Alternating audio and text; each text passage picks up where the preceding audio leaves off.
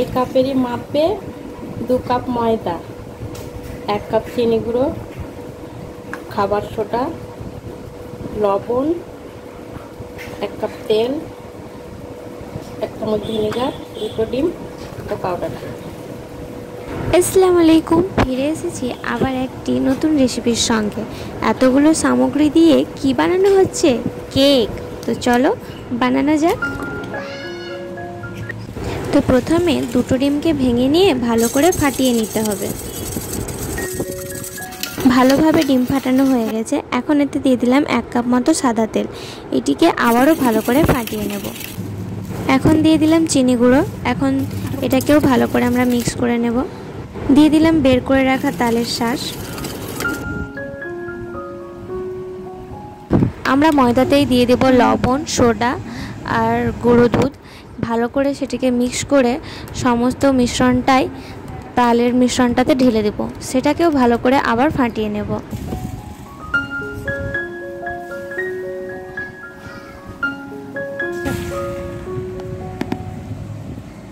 মিশ্রণটিকে এখন তালের মিশ্রণটাতে ঢেলে ভালো করে ফাটিয়ে নিচ্ছি, যাতে এর মধ্যে কোনো রকম লাম্পস না থাকে।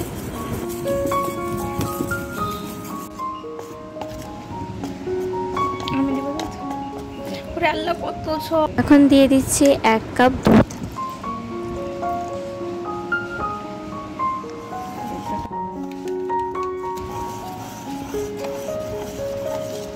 এইভাবে বারবার ঘুরিয়ে ঘুরিয়ে সমস্ত মিশ্রণগুলিকে একসঙ্গে ভালোভাবে ফাটিয়ে নিতে হবে।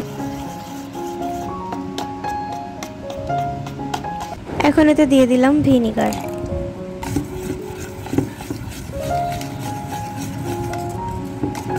আমাদের মিশ্রণ রেডি। এখন আমরা যে পাত্রে কেকটি বানাবো সেই পাত্রটি রেডি করব। প্রথমেই পাত্রটিতে দিয়ে দিলাম সাদা তেল। এখন পাত্রটির পুরো গায়ে ভালো করে তেলটিকে মাখিয়ে নেব।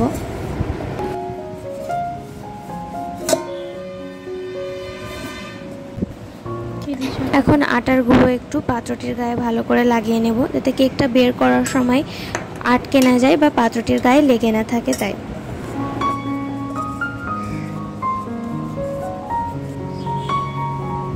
এখন তালের মিশ্রণটি আমরা ঢেলে নিচ্ছি।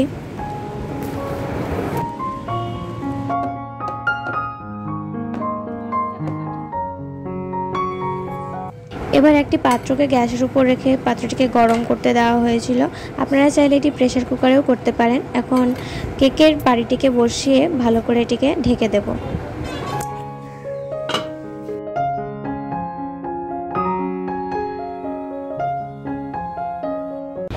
ঢাকনিটিকে তুলে নিয়ে এই অবস্থাতেই কিন্তু আমাদেরকে কেকটিকে সাজিয়ে নিতে হবে। আমাদের কেক ডেকোরেশন এখন পুরো কমপ্লিট। এখন টাইম হচ্ছে এটিকে কেটে দেখানোর। কেকটিকে আমরা পাত্রটি থেকে এখন বের করে নেব। কেকটি কিন্তু বেশ নরম হয়েছিল আর খেতেও বেশ ভালোই ছিল। আজকে ভিডিওটি এখানেই শেষ করলাম। দেখা হবে আবার নতুন ভিডিওর সঙ্গে। ভিডিওটি সম্পূর্ণ দেখার জন্য অসংখ্য ধন্যবাদ।